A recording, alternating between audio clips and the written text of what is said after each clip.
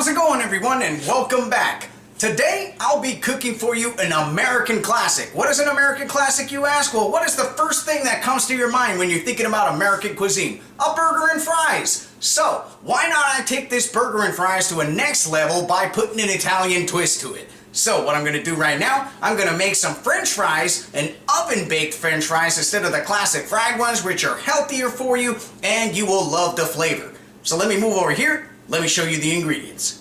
Alright, so over here we have 2 large potatoes that I just peeled, washed off, and cut into fries.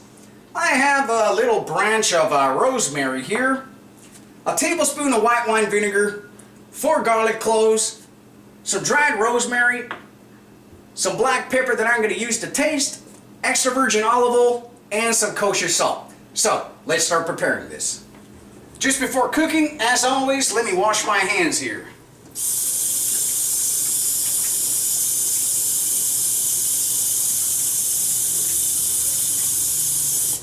Okay, we're ready to do this. Okay, so I placed these cut fries in this pot. What I want to do next, I would just want to place enough cold water in here, just enough to cover the potatoes. Okay, that's good. What we're going to do now, we're going to blanch these real quick. Alright, so I placed this pot with the potatoes in it on the stove. What I want to do next, I want to grab this vinegar, this 1 tablespoon of white wine vinegar, just drop it in here. And then we're going to raise the heat on high and bring these up to a boil. Once they come to a boil, we're just going to blanch them for 2 minutes and then take them off the heat. However, let's just wait for that to happen, then we'll get back to you. Alright, so while we're waiting for our potatoes to finish blanching here, I have this small electrical oven that I'm warming up and I have it preheated at 395. While we're waiting for this to finish heating up, we're just going to start preparing this 8x9 casserole dish that I'm going to use to cook up my fries in. So, I'm going to get some of this extra virgin olive oil and just pour enough in this casserole dish to cover the bottom of it.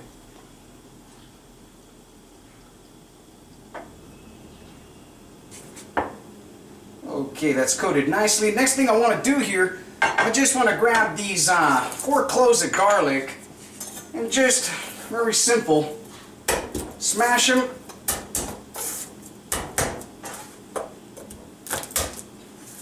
And just place them in this casserole dish together with these few sprigs of rosemary that I have here.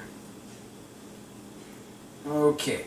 Next thing we want to do, I just want to grab this casserole dish and place it inside this small oven and just let this dish warm up and let that olive oil in there flavor up real nice with that rosemary and that garlic.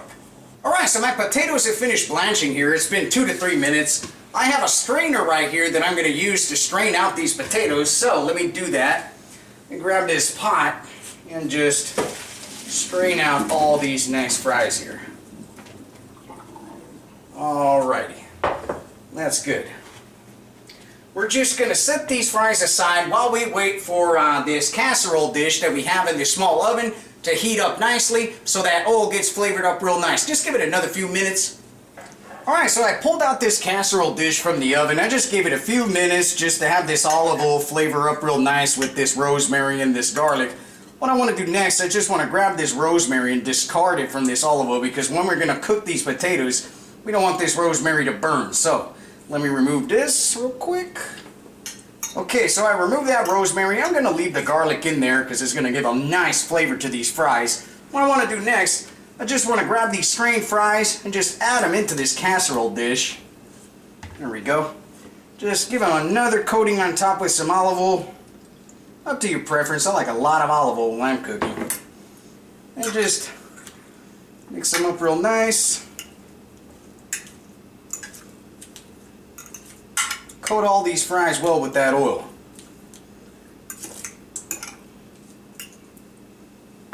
Alright, done with that. Next thing we want to do, we're just going to add a little bit of dried rosemary to your taste always.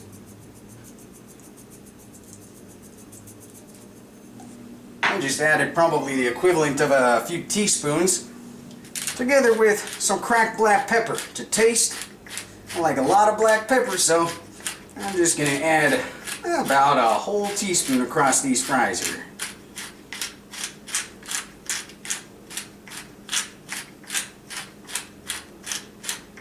Alright, finished with that. Salt to taste.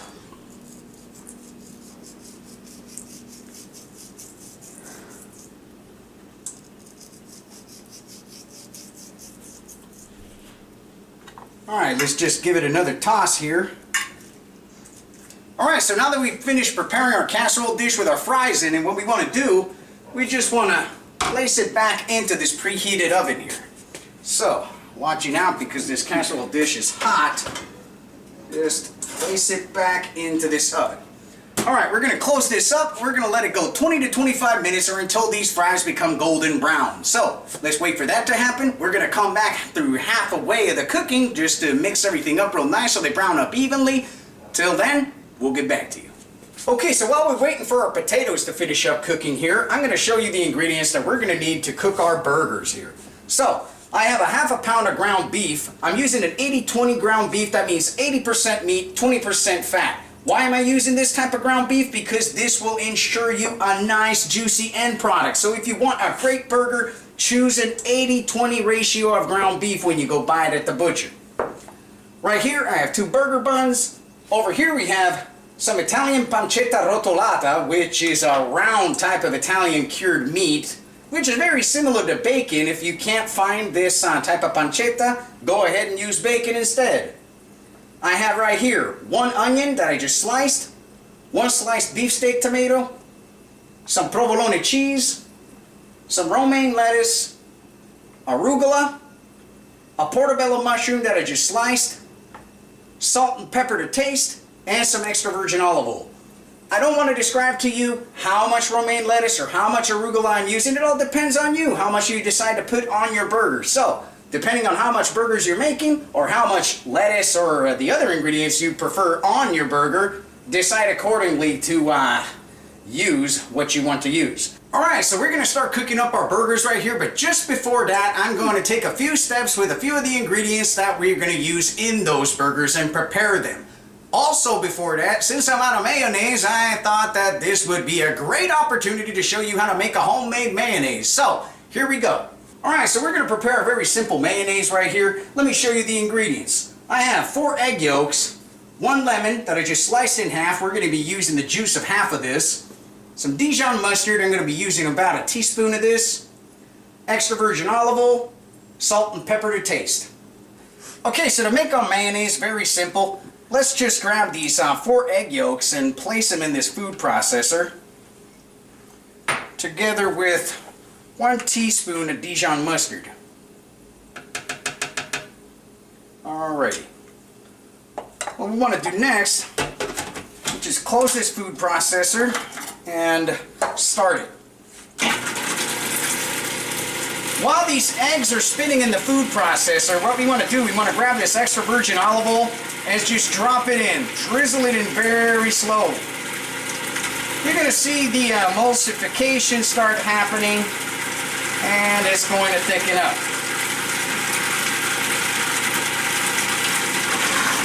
Alright. That looks good. Just keep adding oil until it thickens up to your desired consistency. So, let's take a look at this and see how it came out. Look at that. Nice. Nice creamy mayonnaise right here. So we're going to add the final touches into it now. I'm just going to grab some of this lemon, half of this lemon. I'm going to squeeze in the juice of half of it. There we go. And I'm just going to crack in here some black pepper to taste.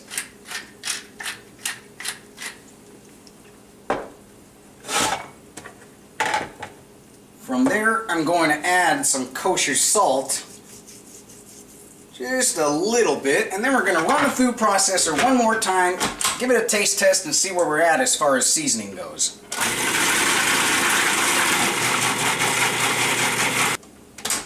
Alright, let's check this.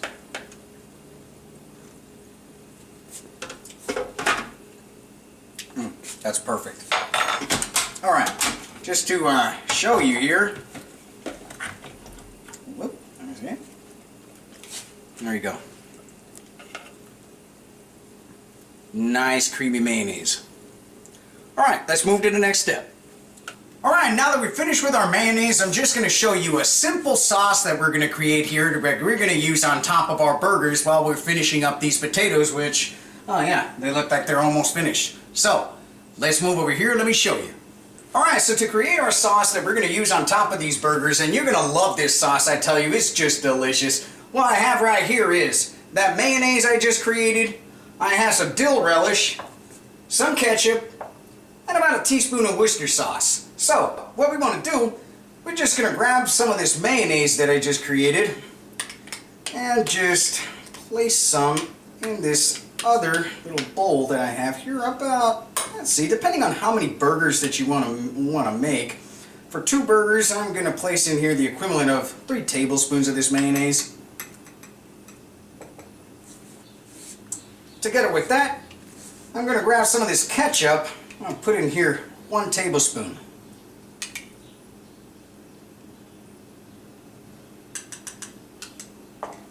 From there, I'm going to grab some of this dill relish and put in here a tablespoon of this as well.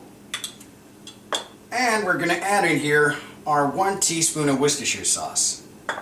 Alright, let's give all this a nice whisk up and incorporate these ingredients real nice.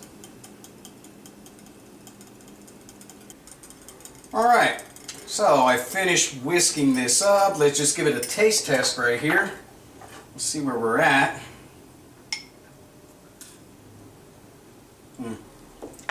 That's good. Alright, finished with the sauce. Let's move on to the next step. Alright, so by now our fries should be ready, so let me pull them out of the oven and let's see our result here. Alright, look at that. Beautiful, nice and crispy. So what we're going to do now, just to keep them warm while we prepare our burgers, we're just going to place them back in the oven after shutting that oven down. So let me do that here. Excuse me while I move out of scene here. Okay. Let me put this back in the oven, and we're going to start preparing our burgers. Okay, just before grilling up our burgers, we're going to prepare these 2 toppings. My portobello mushroom that I sliced, that we're going to saute, and this pancetta right here. So, let's start with the pancetta. Okay, so I have this cast iron pan on the stove. I just raised the heat to medium-high. What I want to do next, obviously I wash my hands before touching this.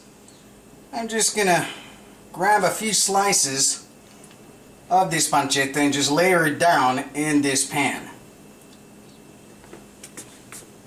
Alrighty. We're just going to let these cook up like bacon, just like if you were crisping up some bacon, so let's do that.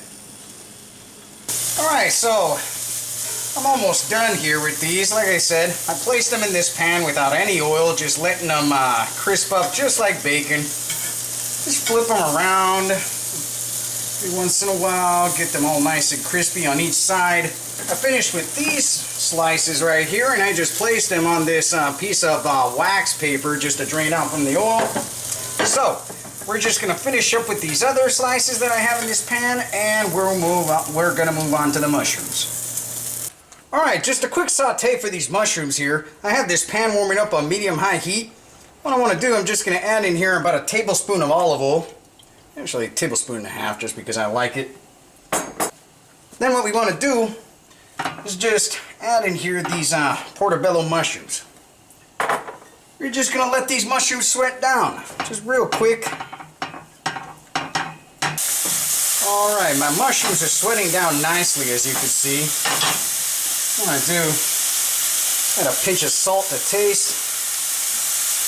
Black pepper, always to taste. This is going to take about another minute.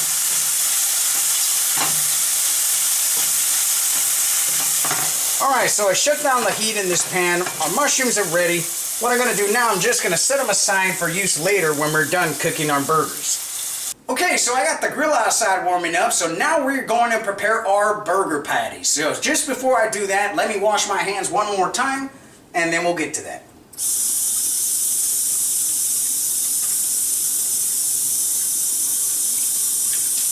Alright, let's get to it.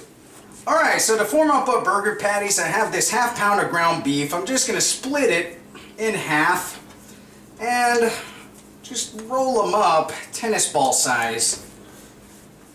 There we go. Next thing we want to do, just press down on them to achieve a burger shape. There we go, that one's fine. Same thing with the other one.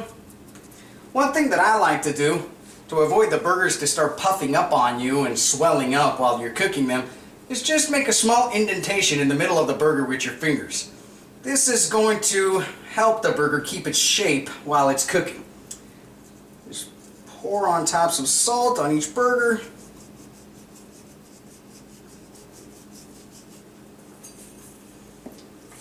You're going to crack on there some black pepper.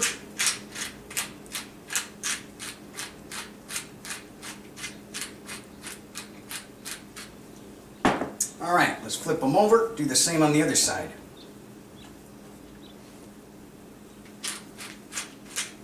Alrighty. Okay, our charcoal outside should be ready, so let's move outside and cook these. Okay, so my grill is nice and hot, so what we're going to do, we're going to start cooking up these burgers right here. Alright, so as you can see, I set up my grill over here for indirect cooking, which means I put lit charcoal on this side of the grill and no charcoal on this other side of the grill. What I'm going to do, I'm going to place my burgers on this side with the lit charcoal to sear them, and then later move them indirect when I want to melt the cheese on top. So, let's just grab our burger patties here, place them on top of these coals, and just let them sear. This is going to take like 3 to 4 minutes or until you develop a nice crust on those burgers. Alright, so let's flip these burgers over. Look at that beautiful crust right there. Alright, let's let this other side go for another 3 minutes and then we'll move on to the next step. Alright, so my burgers are done searing. What I want to do, I want to place them indirect here. And the next thing I want to do, I just want to grab some of these sauteed mushrooms that I cooked earlier and just place a little bit on top of each one of these patties.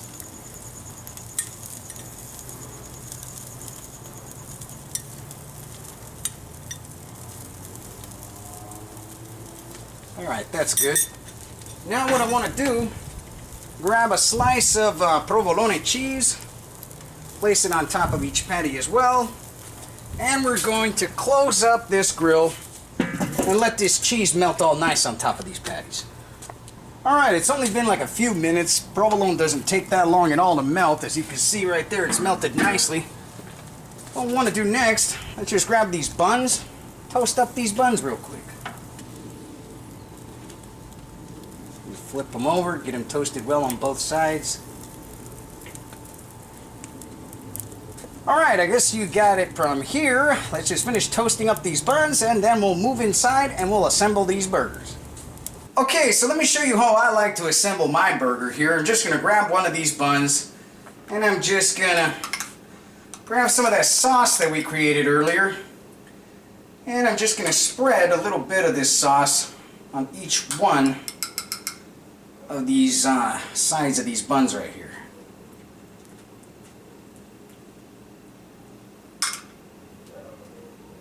There we go.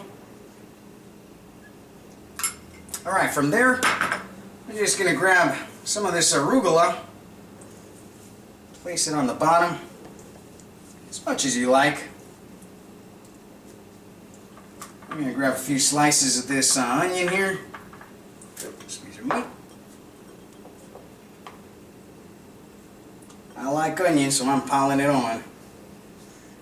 There we go. From there, just going to grab my burger patty. I made them kind of small because that's how I felt like it. I had a ½ pound of ground beef. If you feel like making them larger, all up to you. From there, just going to grab some of this romaine lettuce. Let's place some on top.